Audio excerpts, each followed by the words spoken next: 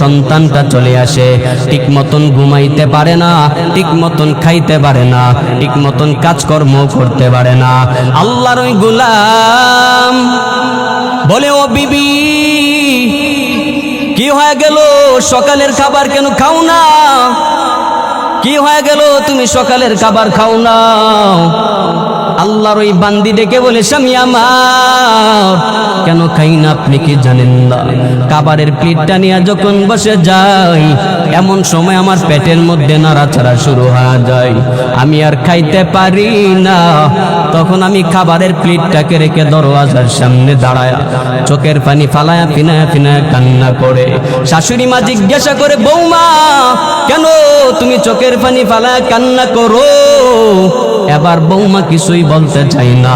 শাশুড়ি মা বলে, তুমি কি কোনো কথার মাধ্যমে কষ্ট পাইলা নাকি? নাকি আমার ছেলেটা তোমারে প্রহার করেছে? নাকি আমার ছেলের কথার মাধ্যমে কষ্ট পেয়েছো? আল্লাহর ওই বান্দি কিছুই বলতে চাই না, শুধু চোখের পানি ফালায়া ফালায়া কান্না করে। এবার শাশুড়ি মা বলে, হে বৌমা, বলা লাগবে না, কারণ আজকে তুমি যেই পথের যাত্রী, আমি মাও একদিন ওই পথের যাত্রী ছিলাম। আমি মা একদিন ওই পথের যাত্রী ছিলাম। কিভাবে? ওই যে ছেলেটার মাধ্যমে বিবাহ করায় পুত্রবধূ বানাইছি, এই ছেলেটা যখন আমার পেটের মধ্যে ছিল, আমি মা ঠিক মতন খাবার খাইতে পারি নাই, আমি মা ঠিক মতন ঘুমাইতে পারি নাই। খাবার রান্না করে যখন সবার সামনে প্লেটটা দিয়া দিলাম, সকলে সুন্দর করে করে খাবার খেয়ে নিল, কিন্তু আমি খাবার খাবো, আমার পেটের সন্তানটা ধাম ধাম করে যখন লাথি মারে, আমি মা ঠিক মতন খাবারও খাইতে পারলাম না। আমি যখন ঘুমাইতে যাই, ঠিক আমার সন্তানটা পেটের মধ্যে যখন নাড়াচাড়া করে, আমার স্বামী পাশের সিটে ঘুমায়, আমি ঠিক মতন ঘুমাইতে পারি নাই। আমার স্বামী বলে, ও বিবি আমার, কেন তুমি ঘুমাও না? কেন তুমি বসে আছো? এত রাত হয়ে গেল। এবার বিবি কিছু বলতে পারে না, কারণ স্বামীও জানে পেটের মধ্যে যে সন্তান, দিন যত যায় সন্তান তত পরিমাণে বড় হয়, সন্তান যত বড় হয় মার কষ্ট তত পরিমাণে বেড়ে যায়। আল্লাহর ওই বান্দি ঠিক মতন পেটের মধ্যে সন্তান নিয়ে খাবার খাইতে পারে না, ঠিক মতন ঘুমাইতে পারে না। শুধু তাই না, যখন প্রসব ব্যথা শুরু হয়ে যায়, ওই মা 10 মাস গর্ভে ধারণ করার পর সন্তানটা যখন দুনিয়াতে আসবে, ওই মা হাউমাউ করে কান্না করে, আর স্বামী বেচারাকে বলে, ও স্বামী আমার, ফল কাটার ছুরি আমার হাতের মধ্যে ধরায়া দাও, আমি আমার নিজের গলা কেটে ফেলবো, আমি আমার নিজের জীবনটাকে এই মুহূর্তে শেষ করে দিতে চাই। কি পরিমাণে প্রসব বেদনার যন্ত্রণা আমি বিবি আর সহ্য করতে পারি না। ও স্বামী আমার, ভুল ত্রুটি হয়ে থাকলে ক্ষমা করে দাও। এবার শাশুড়ির মার কাছে যাইয়া ক্ষমা চাই, শ্বশুরের কাছে ক্ষমা চাই, আপনারা আমাকে ক্ষমা করে দেন, আমি মনে হয় আর বেশিক্ষণ বাঁচবো না, কারণ আমার যেই পরিমাণে ব্যথা শুরু হয়েছে, আমি মনে হয় আর বাঁচবো না। আল্লাহর ওই বান্দি সন্তানটাকে প্রসব করার জন্য বালতি ভরা তাজা তাজা রক্ত জমিনের মধ্যে ঢেলে দেয়। তোমার আমার মা এই পরিমাণ কষ্ট করে করে সন্তানটাকে দুনিয়াতে নিয়ে আসলেন। আল্লাহ তাআলা এই কথাগুলা বারবার স্মরণ করায়া জানায়া দেয়, হে ইনসানেরা শুনে নেও, তোমরা যাদের মা বাবা পেয়েছো, ওই মা বাবার সঙ্গে ভালো ব্যবহার করবা। কেন করবা? কারণ তোমার মা যেই পরিমাণ কষ্ট করেছেন, এই পরিমাণ কষ্ট দুনিয়ার কোনো মানুষের জন্য করে না। আল্লাহ তাআলা স্মরণ করে জানায়া দেয়, হামালাতুহু উম্মুহু ওয়াহনান আলা ওয়াহান ওয়া ফিসালুহু ফি আমাইন। শুধুমাত্র পেটে নিয়েছেন তাই নয়, আবার প্রসব বেদনার যন্ত্রণা, এটার মাধ্যমে ক্ষমতা শেষ না। আল্লাহ তাআলা বলেন, ওয়া ফিসালুহু ফি আমাইন, তোমার মা 2টা বৎসর তোমাকে দুগ্ধ পান করাইলেন। দুগ্ধ পান করানোর কষ্ট আছে না নাই? নাই? নাই? কম না বেশি? 2টা বৎসর দুগ্ধ পান করায় মা কষ্ট করলেন। শুধু তাই নয়, আবার তোমাকে বড় করার জন্য মা কি পরিমাণে কষ্ট করলেন। ঠিক মতন ঘুমাইতে পারে না, ঠিক মতন খাইতে পারে না, ঠিক মতন কাজকর্ম করতে পারে না। আমার ছেলেটা কোথায় চলে গেল, আমার ছেলেটা কোথায় আসে কোথায় যায় একটু নজর রাখে। মা ঘুমাইতে পারে না, একটু যদিও চোখ লাগে সন্তানটা কোথায়, মা ঠিক মতন ঘুমাইতে পারে না। আল্লাহ তাআলা এই কথাগুলো স্মরণ করায়া জানায়া দিলেন, তোমাদের মা বাবার সঙ্গে ভালো ব্যবহার করবা। কেন করবা? আমি আল্লাহ ওসিয়ত করলাম এজন্য করবা। 2 নম্বরে, তোমার মা তোমার নিয়ে অনেক কষ্ট সহ্য করেছেন এজন্য করবা। আল্লাহ তাআলার কথাগুলো মানার দরকার আছে না নাই? মদিনাওয়ালা নবী জানায়া দেই, যেই ব্যক্তি মা বাবার মনে কষ্ট দিবে সেজন্য আল্লাহ তাআলাকে কষ্ট দেয়। যেই ব্যক্তি মা বাবাকে সন্তুষ্ট করে দুনিয়াতে চলতে পারবে সেই ব্যক্তি যেন আল্লাহ তাআলাকে সন্তুষ্ট করে চললো। এই জন্য আজকে থেকে মা বাবাকে কষ্ট দেওয়া যাবে না। যাবে? মার মনে কষ্ট দেওয়া যাবে না। মা যে কি পরিমাণে দামি সম্পদ, ওই মা যদি হাতটা বাড়ায় দোয়া করেন, মার দোয়া 100 কবুল হয়ে যায়। ওই যে কাবার ইমাম আব্দুর রহমান সুদাইসির নাম শুনছেন? আল্লাহর ওই বান্দা 40 বছর পর্যন্ত কাবার ইমাম হয়ে গেল, এখনো পর্যন্ত তাকে কেউ সরাইতে পারে নাই। সাংবাদিকরা যাইয়া যখন জিজ্ঞাসা করলেন, ও আব্দুর রহমান তুমি কেমনে কাবার ইমাম হয়ে গেলা? এবার আব্দুর রহমান সুদাইস হাফিজাহুল্লাহ তাআলা বলেন, আমি কেমনে হইলাম জানুনি? এই কাবার ইমাম হওয়ার জন্য আমার বিন্দু পরিমাণে কোনো ইলম নাই, আমার ইলম নাই, কোনো যোগ্যতা নাই। একদিন আমার মা 8 বছর বয়সে বাইতুল্লাহ নিয়ে আসলেন। বাইতুল্লাহ যখন হাজির, আমার মা মাথা ফেরেক সাইডে রেখে আমাকে মা তাওয়াফ করতে লাগলেন। আমি বাইতুল্লাহর দিকে তাকায় দেখি কত সুন্দর বাইতুল্লাহর গিলাফ। আমি ওই বাইতুল্লাহর গিলাফ ধরার জন্য কাবার পাশে চলে গেলাম। ওই কাবার গিলাফ ধরে ধরে কেমন জানে চোখ দিয়া পানি বের হয়ে গেল। ওই দিকে আমার মা আমাকে যেখানে রাখলো সেখানে আমার মা যখন আমাকে পাই নাই, মা পেরেশান হয়ে গেলেন। আমার সন্তান আব্দুর রহমান কোথায়? আমার সন্তানকে কে জানি নিয়ে গেছে। অনেকক্ষণ কান্নাকাটি করার পর আমি আব্দুর রহমান ছোট, ওই জন্য বের হতে পারি না। মাকে ঘন্টা খানিক পরে যখন মার সামনে দাঁড়ায় গেলাম, আমার মা আমাকে দেখে চোখে মুখে চুমুকাইতে লাগলেন আর বলেন, সন্তান আমাকে রেখে তুমি কোথায় চলে গেলা? এবার কাবার ইমাম বলে, ও মা ওই যে বাইতুল্লাহর গিলাফটা কত সুন্দর দেখলানি। এই কাবার গিলাফের মতন কোন গিলাফ আমি দুনিয়াতে দেখি নাই, আমি কুশৃঙ্খলও কোথাও দেখতে পাই নাই। এত সুন্দর গিলাফ, ও মা তুমি একটু দোয়া করে দাও আল্লাহ যেন ওটার খাদেম বানায় দেয়। ওই কাবার ইমাম হওয়ার জন্য মার কাছে তখন দোয়া চাইলেন। এবার আব্দুর রহমানের মা হাতটা বাড়ায় রবের দরবারে জানায়া দিলেন, ও দয়াল মালিক, আয় আল্লাহ আমার সন্তান আব্দুর রহমানকে কাবার খাদেম বানায়া দাও। ওই যে মা 8 বছর বয়সে দোয়া করলেন, এই দোয়ার বদলতে এখনো কাবার ইমামতি চালায়া যায়। ঠিক মদিনাওয়ালা নবী জানায়া দিলেন, দোয়া করলে যেমন কবুল হয়, বদদোয়া করলে ঠিক তেমন কবুল হয়ে যায়। বলে কেমনে বুঝবা? মদিনাওয়ালা নবী মুসলিম শরীফে হাদিসের মধ্যে নিয়ে আসলেন, জুরাইজ নামক আল্লাহর এক বান্দা, ওই মা জুরাইজের দরওয়াজার সামনে দাঁড়ায় টক টক করে নাড়লেন, ও সন্তান আমি মা তোমার দরওয়াজার বাইরে দাঁড়ায় তোমাকে ডাকলাম, হে সন্তান দরওয়াজা খুলে দাও, আমি তোমার মা তোমার সঙ্গে কথা বলার জন্য চলে আসলাম। কিন্তু জুরাইজ ছিলেন নামাজরত অবস্থায়, এই জন্য মা ডাকে সাড়া দিতে পারে নাই। আল্লাহর ওই বান্দি আবার কিছুক্ষণ পরে যখন এসে ডাক দিলেন, হে সন্তান দরওয়াজা খুলে দাও, জুরাইজ দরওয়াজা খুলতে পারলো না। কেন পারলো না? নামাজে থাকার কারণে খুলতে পারে নাই।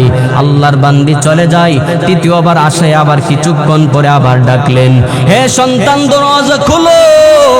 ওই জুরাইজ নামাজে থাকার কারণে খুলতে পারে নাই। মা আবার চোখের পানি ফালায়া রবের দরবারে বলে, ও দয়ার মালিক, আয় আল্লাহ, আমার সন্তানকে ডাকলাম, আমি মার ডাকে সন্তানটা সাড়া দেই না।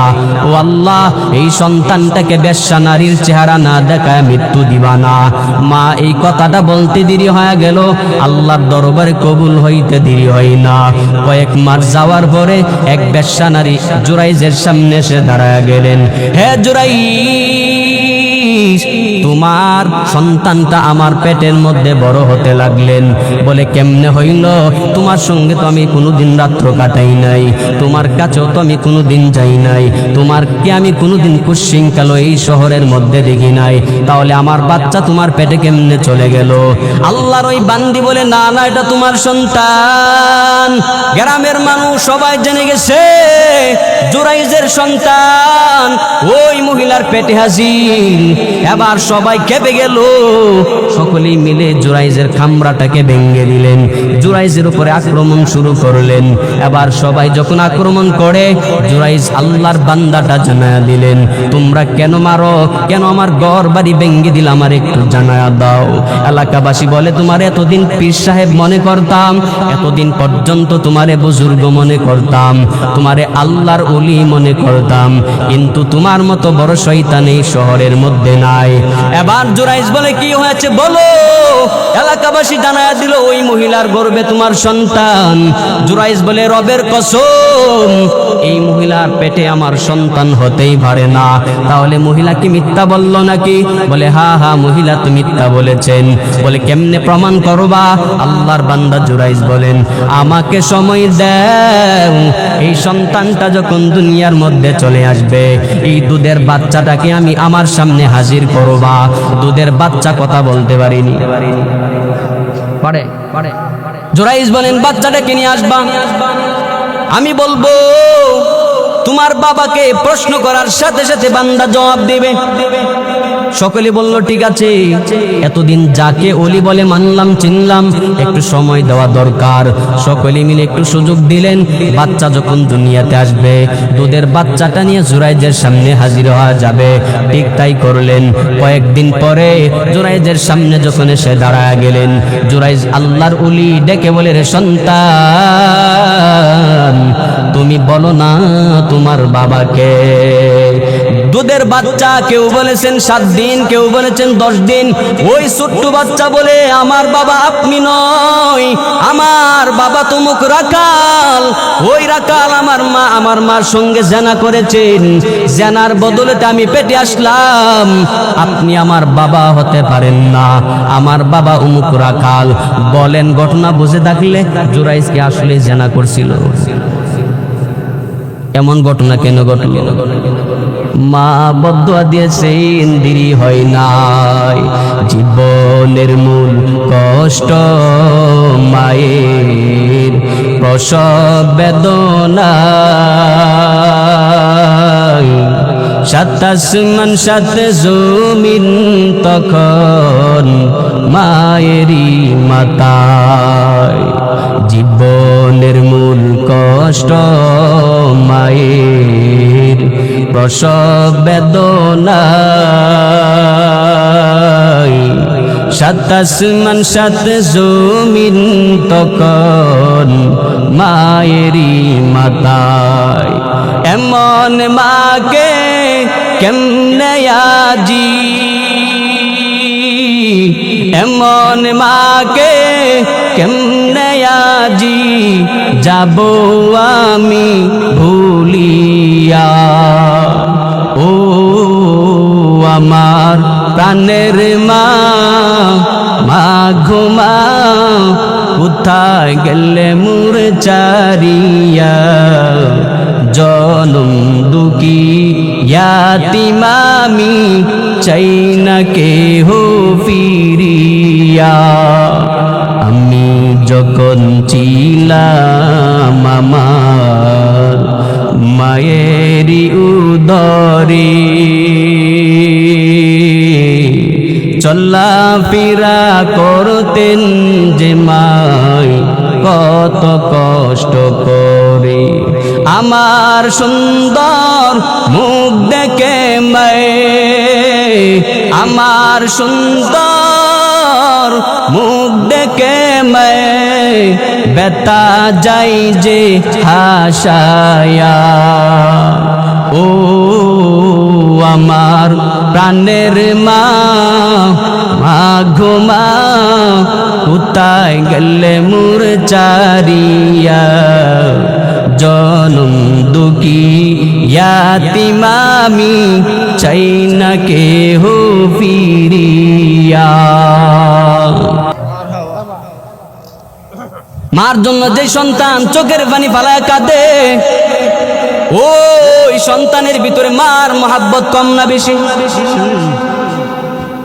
ঢাকা যখন আমি আশুলিয়ার মধ্যে জুমা পড়াইতাম এক আল্লাহর বান্দা ৩৬ বছর বয়স আসরের নামাজ পড়ে আমার মসজিদের সামনে এসে দাঁড়ায় গেলেন ও হুজুর আমার আপনি মসজিদে নামাজ পড়ান গত জুমায় মার বয়ান করেছিলেন আমি শুনে চোখের পানি ধরে রাখতে পারলাম না হুজুর গো আমার একটা জীবন কাহিনী আছে আপনি শুনবেননি আমি বললাম বলেন অসুবিধা নাই বলে এই সময়ের মধ্যে শেষ করতে পারবো না আমি বললাম এশার নামাজ পড়ে আপনি আসবেন লম্বা সময় পাওয়া যাবে আল্লাহর ওই বান্দা এশার নামাজ পড়ে হাজির এবার আল্লাহর বান্দা যুবক সন্তানটা ডেকে বলে ও হুজুর আপনি যখন জুমার বয়ান করেন আমি আমার চোখের পানি ধরে রাখতে পারলাম না একটা কথা আমার মনে হয়ে গেল আজকে থেকে 14 বছর আগে আমার বাবা আমার কষ্ট করে করে আমাদেরকে বড় করলেন আমার বাবা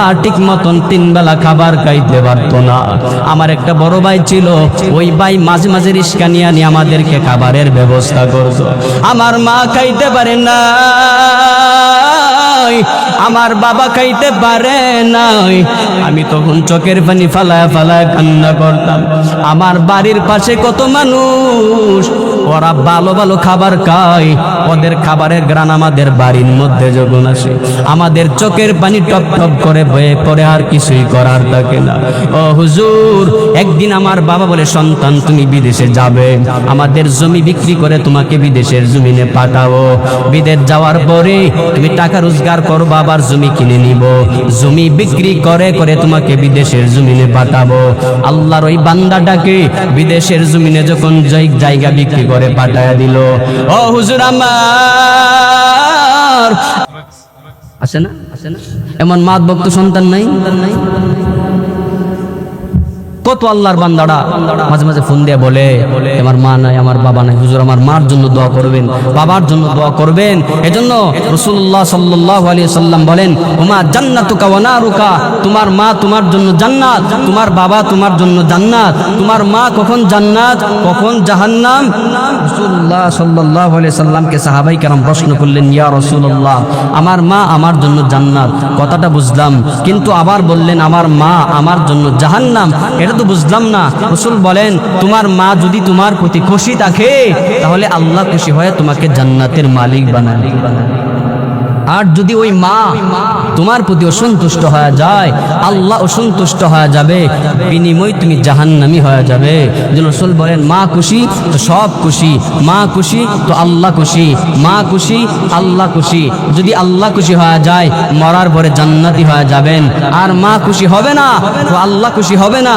আল্লাহ যদি খুশি না হয় মরার পরে জান্নাত পাওয়ার সম্ভাবনা আছে আছে ইমাম তাইমিয়া বলেন প্রকৃত সন্তান তো ওই সন্তান যেই সন্তান মা বাবা চাওয়ার আগে মা বাবার হাজত পূরণ করে দেয় শীতের সময় আপনার শীত করে আপনার মা বাবা শীত করে না এজন্য আপনার মা চাওয়ার আগে বাবা চাওয়ার আগে মা বাবার হাজত পূরণ করবেন বলনেওয়ালা শ্রবণ করনেওয়ালা সবাইকে আমল করার তৌফিক দান করুন সকলে বলি আমিন ওয়া মা আলাইনা ইল্লাল বালাগ। আসসালামু আলাইকুম ওয়া রাহমাতুল্লাহ।